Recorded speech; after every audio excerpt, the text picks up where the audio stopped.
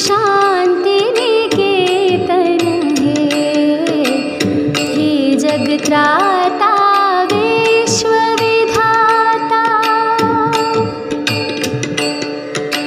हे सुख शांति निकेतन हे सुख शांति निकेतन हे सुख शांति निकेतन हे सुख शांति निकेतन हे सुख शांति निकेतन हे सुख शांति निकेतन हे जग त्राता विश्व विधाता। हे सुख शांति निकेतन हे सुख शांति निकेतन हे सुख Shanti Niketan Good morning everyone. Today's thought is by Mahatma Gandhi. Live as if you were to die tomorrow. Learn as if you were to live forever. जियो ऐसे कि कल ही मरना है, सीखो ऐसे जैसे आपको हमेशा जीना है। अर्थात खुलकर जियो, कुछ नया करने से डरो नहीं। जीवन जिंदा दिली का नाम है और अपने सारे अरमान पूरे कर लो। सीखने से व्यक्ति कभी बोर नहीं होता, इसलिए जीवन पर्यंत सीखते रहिए। धन्यवाद। गुड मॉर्निंग प्यारे बच्चों। आज का शब्द है इंक्वायरी।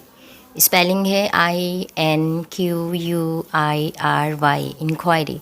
इसका अर्थ होता है जांच, निरीक्षण, पता लगाना। आइए इसी वाक्य में प्रयोग करके देखते हैं। He is subjected to an inquiry, वो एक जांच के अधीन है। An inquiry was set up to determine the cause of accident, दुर्घटना का कारण निर्धारित करने के लिए एक जांच सेटअप की गई थी। Thank you. नमस्कार। मिशन अभ्युदय प्रार्थना सभा के अंतर्गत पजिल ऑफ द डे में आज की पहेली, ऐसी कौन सी चीज़ है जिसे हम पानी के अंदर खाते हैं? ऐसी कौन सी चीज़ है जिसे हम पानी के अंदर खाते हैं? गोता। जब कभी भी कोई तैराक या हम भी पानी में तैरने के लिए कोशिश करते हैं तो हमें गोता लगाकर ही तैराकी करते हुए आगे की तरफ बढ़ते हैं।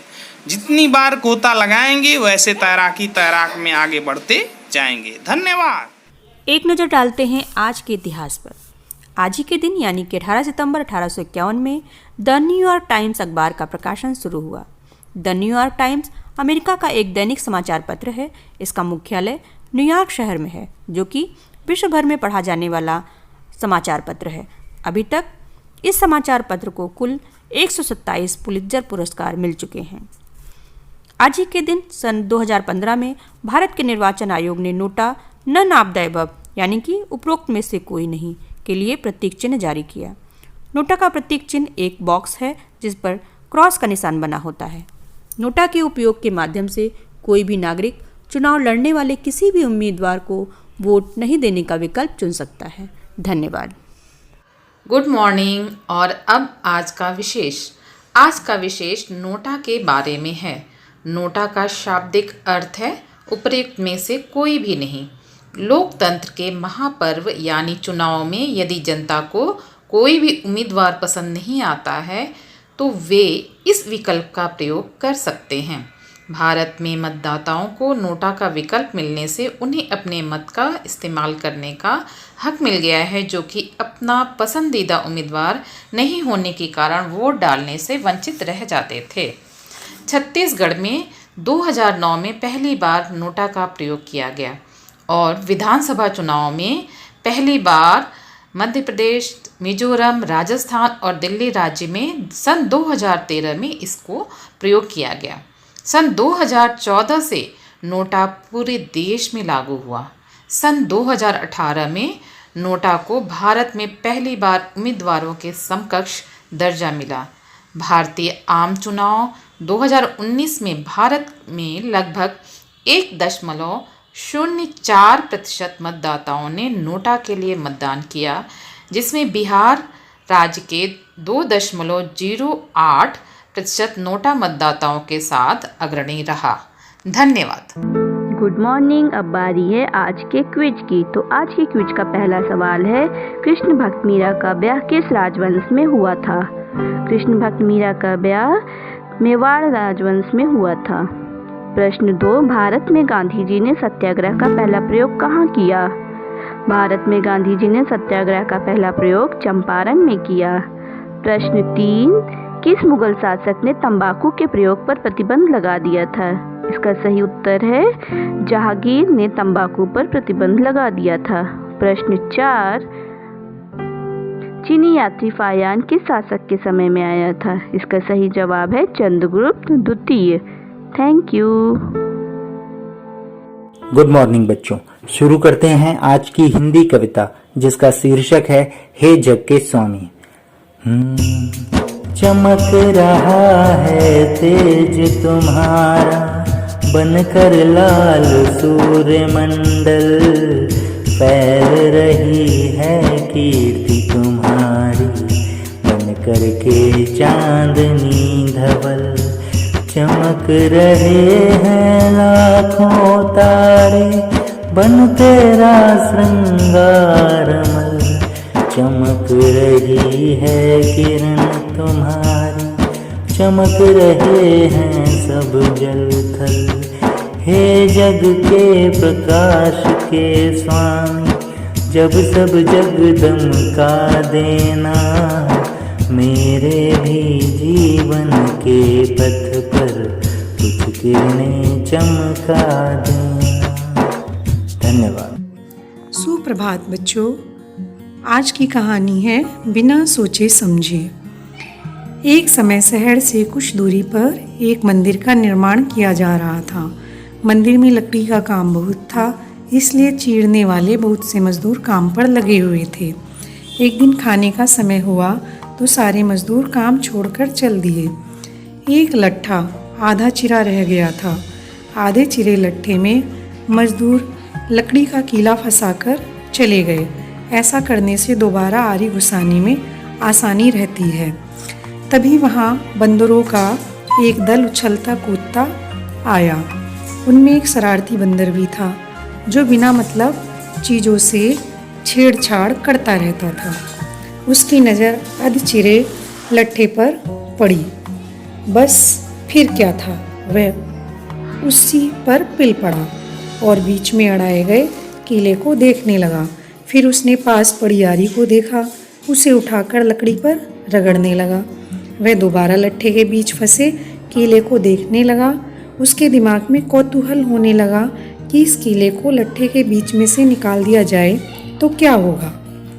अब वह कीले को पकड़कर उसे बाहर निकालने के लिए जोर आजमाइश करने लगा।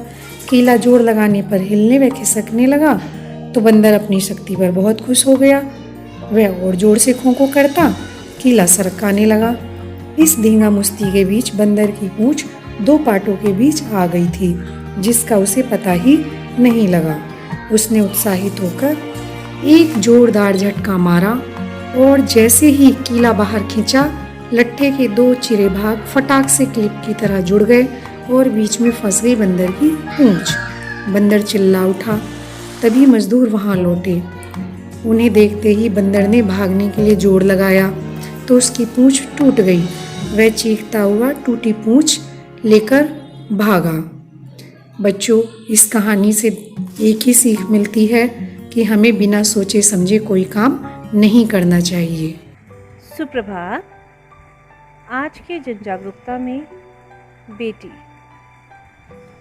बेटी तुम हो मान हमारी, सबसे प्यारी सबसे न्यारी। बेटी तुम सम्मान हमारी, तुमको जहाँ में लाना है, जग में नाम कमाना है। सरस मृदुल तुम न्यारी हो, तुम तो शान हमारी हो।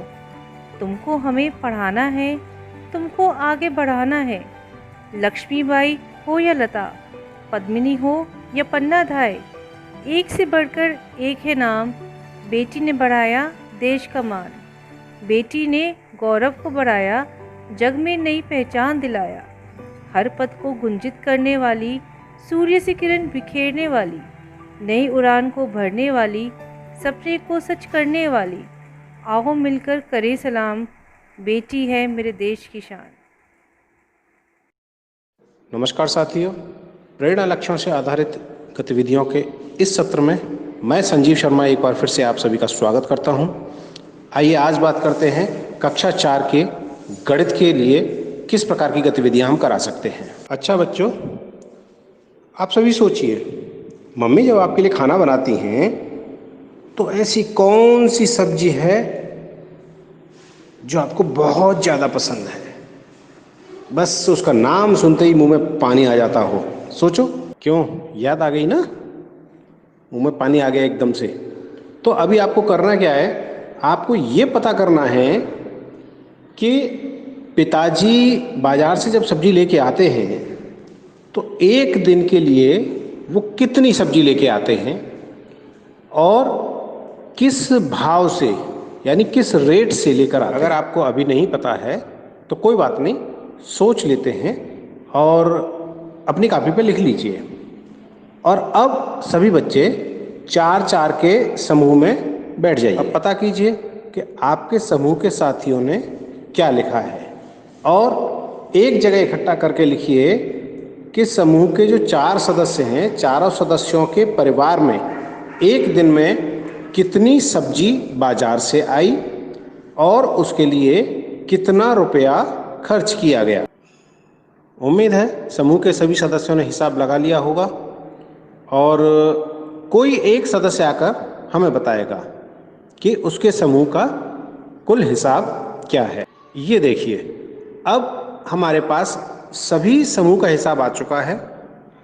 अब आपको करना क्या है कि अपनी कक्षा में जितने भी साथी हैं, जितने भी छात्र हैं, उनके परिवारों में एक दिन में कुल कितनी सब्जी खर्च हुई और इस सब्जी को लाने के लिए कितने रुपए खर्च किए गए, इनका हिसाब अपनी कॉपी पे लगाइए और कॉपी पे हिसाब लगाने के बाद हमें बताइए, तब जानेंगे आपकी सब्जी के स्वाद को। करिए जल्दी से। शिक्षक साथियों से अनुरोध है कि बच्चों से उनके अनुभव से जुड़े हुए प्रश्न इसी प्रकार से करते रहें और उनको इस तरह की गतिविधियां कराएं जिससे उनको लगे कि उनसे उनके बारे में, उनके अनुभव के बारे में, उनके परिवार के बारे में बात की जा रही है। और प्रश्न इस प्रकार से होने चाहिए कि उनमें कई उत्तर छुपे हुए हों। बहुत बहुत धन्यवाद साथियों, करते रहिए इसी तरह से गतिविधियां और हासिल कीजिए प्रेरणा लक्ष्यों को।